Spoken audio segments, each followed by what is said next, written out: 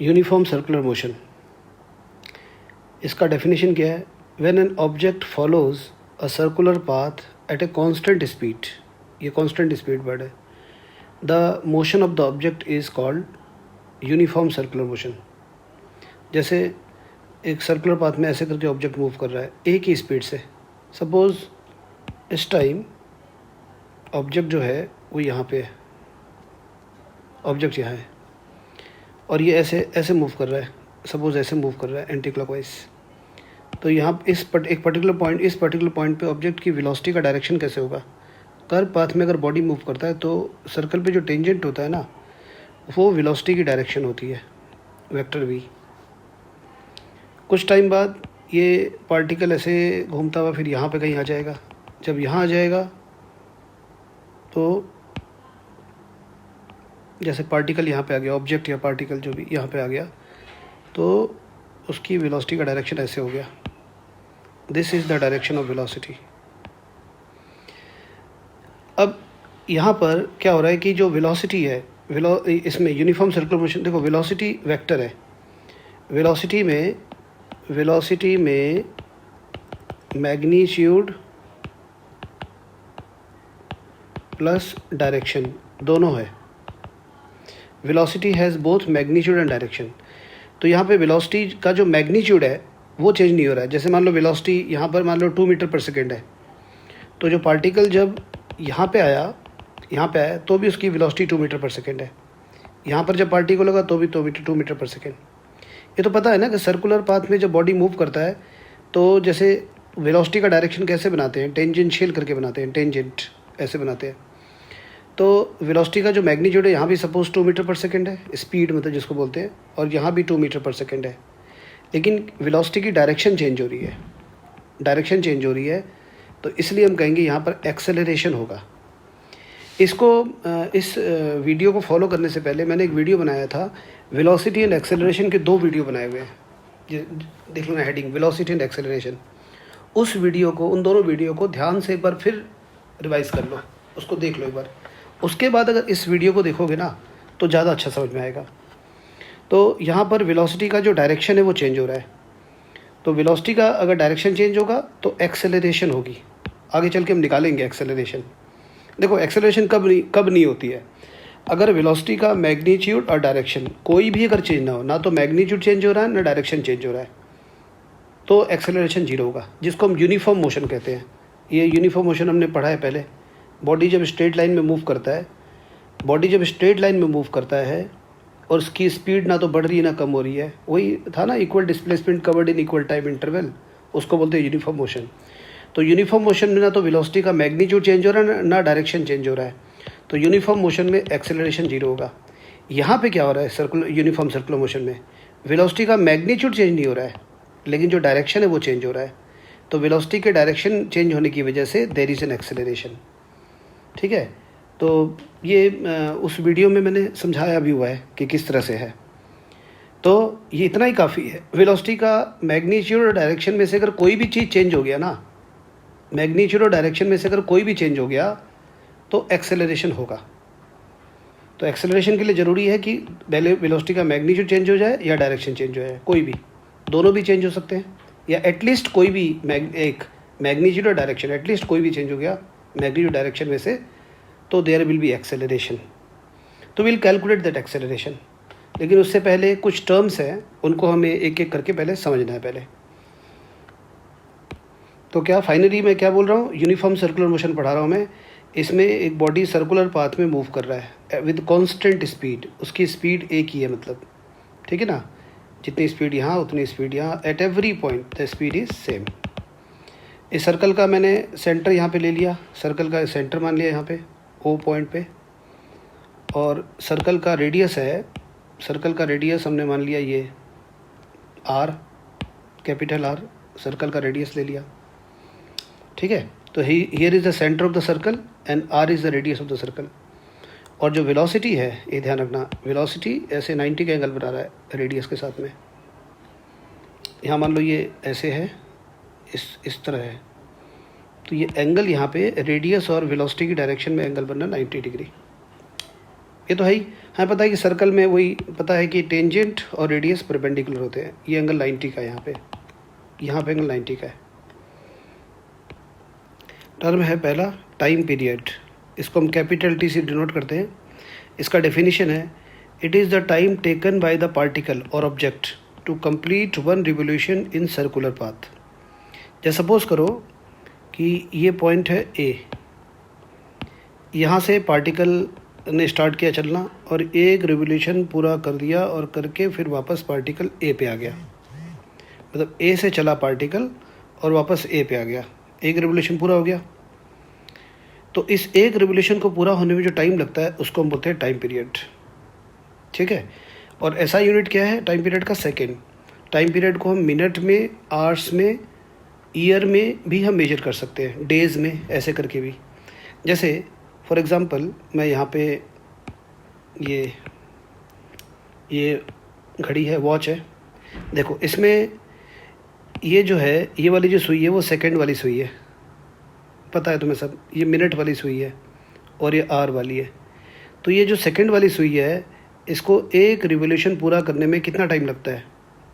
देखो रिवोल्यूशन या तो एंटी क्लॉकवाइज होगा, जैसे ये वाला रिवोल्यूशन एंटी क्लॉकवाइज हो रहा है, ये वाला एंटी क्लॉकवाइज है। क्लॉकवाइज मतलब ये क्लॉकवाइज होता है, इसको क्लॉकवाइज बोलते हैं। ठीक है। क्लॉकवाइज का मतलब है ऐसे, ये होता है क्लॉकवाइज, इसके उल्टा एंटी क्लॉकवाइज। अभी मैंने जो यहाँ समझाने के लिए एंटी क्लॉकवाइज डायरेक्शन में ऑब्जेक्ट को मूव करा रहा हूँ मैं। क्लॉकवाइज भी मूव करा सकते हैं, कोई प्रॉब्लम नहीं है। तो अब ये वाली जो है ना सेकंड वाली सुई, इसको एक रिवोल्यूशन पूरा करने में, मतलब जैसे यहाँ से शुरू किया तो ये घूम के जब वापस यहीं पे आएगा तो इसको कितना टाइम लगेगा तुम्हें पता है? 60 सेकंड लगेगा। तो सेकंड वाली सुई का जो टाइम पीरियड है, वो है 60 सेकंड टाइम पीरियड। ठीक है ना? किसका? Second hand. इसके बाद में मिनट हैंड का क्या होगा?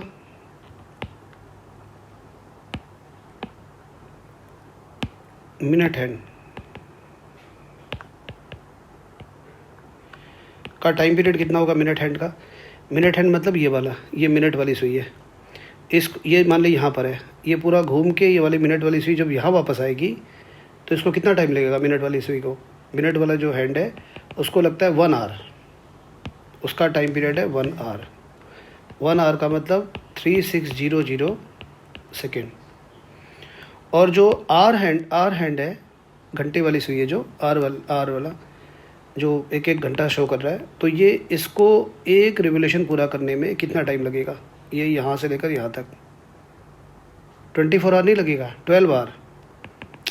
ये यहाँ पर है सुई, ये घूम के इस सुई को यहीं वापस आने में, एक रिवोल्यूशन पूरा करने में इसको टाइम लगेगा। आर हैंड को कितना लगेगा? आर हैंड का टाइम पीरियड है 12 आवर्स। तो ये टाइम पीरियड हो गया। मतलब एक सर्कुलर पाथ में एक रिवोल्यूशन पूरा करने में जो टाइम लगता है उसको बोलते हैं टाइम पीरियड। इसका एग्जांपल हम नेचर से भी ले सकते हैं। ठीक है। ये घड़ी है, थोड़ा ये भी घड़ी है। ठीक है, चलो छोड़ो, ये एक से काम चल जाएगा। नेचर से भी इसका एग्जांपल ले सकते हैं। जैसे ये देखो, ये सन है, अर्थ जो है सन का चक्कर लगा रहा है। तो अर्थ को सन का एक चक्कर लगाने में कितना टाइम लगता है? How much? जैसे अर्थ यहाँ पर है तो एक रिवोल्यूशन पूरा करने में अर्थ को कितना टाइम लगेगा? इसको अराउंड 365 डेज लगेंगे। हालांकि 365 एंड 1/4 डेज होते हैं, लेकिन मैं 365 डेज बोल देता हूँ। यहाँ से लेकर यहाँ तक ये पूरा 365 डेज। तो time period of revolution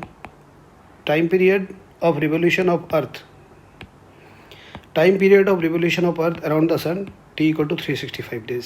365 days लगते हैं ये डेज में। फिर जब फिजिक्स में कैलकुलेशन करते हैं तो इनको सेकंड में कन्वर्ट करना पड़ेगा, डेज़ को आवर्स में, आवर्स को मिनट में, मिनट को सेकंड में। फिर ये अर्थ है, अपने एक्सिस पे रोटेट करता है। अर्थ रोटेट्स अबाउट इट्स एक्सिस, है ना? अर्थ रोटेट्स अबाउट इट्स एक्सिस, अपने एक्सिस के अबाउट रोटेट करता है। तो अर्थ को अपने एक्सिस पे रोटेट करने में टाइम लगता है 24 आवर। तो time period of rotation time period of rotation of earth about its axis 24 hour. और ये मोशन रिपीट होते रहते हैं ना, जैसे अर्थ ने 365 डेज लगाया, फिर रिपीट हो जाएगा मोशन, फिर रिपीट होता रहेगा, बार बार रिपीट होता रहता है मोशन। आगे चल के हम सर्कुलर मोशन को पीरियोडिक मोशन भी बोलते हैं। पीरियोडिक मोशन का मतलब है, इट इज पीरियोडिक मोशन इसलिए बोलते हैं सर्कुलर मोशन को, because the motion keeps repeating after a regular time interval, है ना। अर्थ का जो रिवोल्यूशन है 365 डेज के बाद फिर रिपीट हो जाएगा, इसका 24 आवर के बाद फिर रोटेशन रिपीट हो जाएगा। यहाँ पे जो घड़ी की सुई है, जैसे मिनट की सुई है, 1 घंटे के बाद उसका मोशन रिपीट हो जाएगा। सेकेंड हैंड का जो रिवोल्यूशन है 60 सेकेंड के बाद उसका मोशन रिपीट हो जाएगा फिर। तो it's keeps repeating, this kind of motion keeps repeating after a regular time interval. So sometimes circular motions are also called periodic motion. Finally एक और एग्जांपल है, ये मून है, अर्थ का चक्कर लगा रहा है चारों तरफ, अर्थ के चारों तरफ घूम रहा है ये मून। तो मून को अर्थ का एक चक्कर लगाने में 27.3 डेज लगते हैं। तो उसका time period of revolution of moon क्या हो गया, जैसे मून यहाँ पर है, फिर घूम के फिर वहीं पर दोबारा मून आएगा 27.3 डेज के बाद। तो time period of revolution of moon around the sun around the earth 27.3 days. अगला टॉपिक है फ्रीक्वेंसी ऑफ रिवोल्यूशन। एन, इसका सिंबल होता है एन या न्यू, ऐसे बोलते हैं न्यू, एन यू, न्यू ऐसे पढ़ते हैं, ठीक है। और एफ फ्रीक्वेंसी, तो एन, न्यू या एफ, इनमें से कोई भी सिंबल यूज़ कर सकते हैं। ज़्यादातर मैं ये वाला यूज़ करता हूँ एन, कभी कभी न्यू भी होता है यूज़। तो क्या definition, it may be defined as the number of revolutions completed with a particle in 1 second while undergoing uniform circular motion. तो यूनिफॉर्म सर्कुलर मोशन जब होता है तो 1 सेकेंड में जितने रिवोल्यूशंस कंप्लीट होते हैं उसको बोलते हैं फ्रीक्वेंसी। जैसे मान लो यहाँ पर है पार्टिकल, सपोज यहाँ पर ए पॉइंट पे है, अब ये पार्टिकल ए से वापस ए पे आया, एक रिवोल्यूशन हो गया।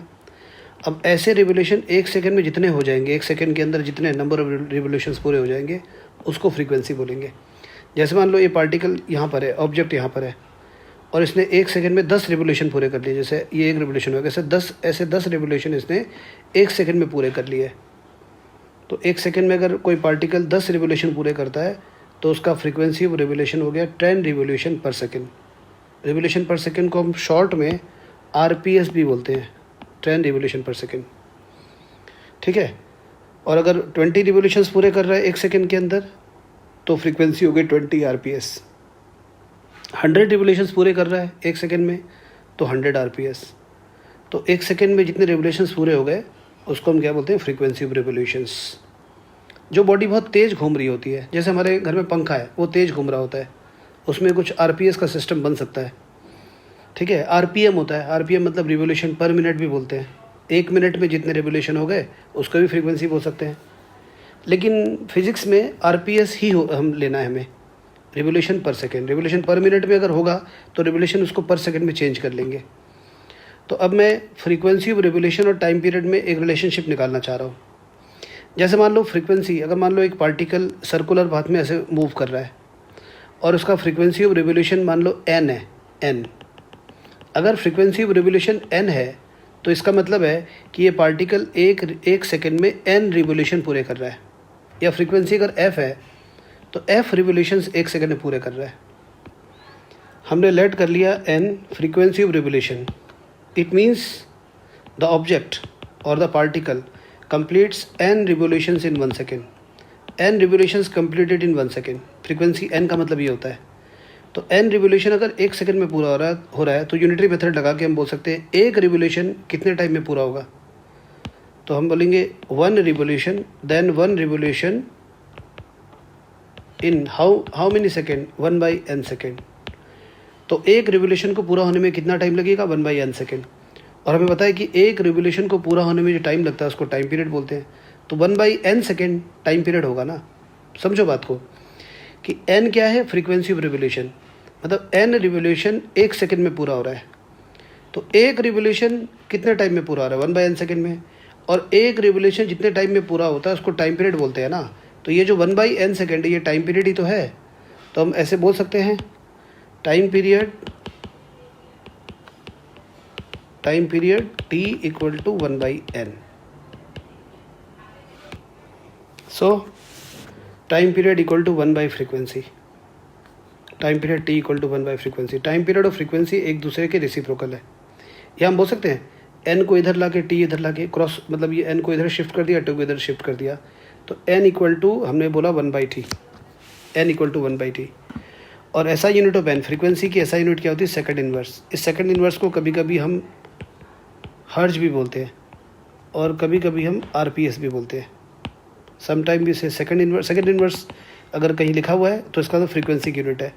हर्ज, सेकंड इन्वर्स मतलब हर्ज, एक ही बात है। हर्ज, हर्ज किसी साइंटिस्ट का नाम है, उसको ऑनर करने के लिए उसके नाम से यूनिट चलता है। हर्ज का मतलब सेकंड इन्वर्स, सेकंड इन्वर्स का मतलब आरपीएस भी होता है, रिवोल्यूशन पर सेकंड। तो फ्रीक्वेंसी हमेशा रिवोल्यूशन पर सेकंड लेना है। अगर रिवोल्यूशन पर मिनट में लिखा हुआ है तो उसको रिवोल्यूशन पर सेकंड में चेंज कर लेना। तो क्या सीखा हमने? फ्रीक्वेंसी और टाइम पीरियड में रिलेशन क्या है? फ्रीक्वेंसी और टाइम पीरियड एक दूसरे के रेसिप्रोकल है। तो कभी भी टाइम पीरियड दिया है उसको फ्रीक्वेंसी में चेंज करना है तो हम ऐसे चेंज कर लेंगे।